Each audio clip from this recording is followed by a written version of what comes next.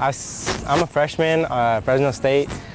The first week I saw people with scooters, skateboards, and I thought like, oh man, look at them, they just go right by me.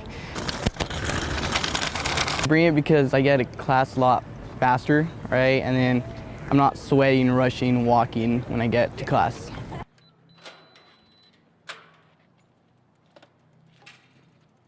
Scooters, they're easier to handle. You just fold them and you just pick it up with one hand, and then you take it into class. Bicycles, you have to like tie them up, lock it up, and they're a lot bigger to handle. And then I drive, so I don't know where I would put my bicycle. It's easier to have a scooter.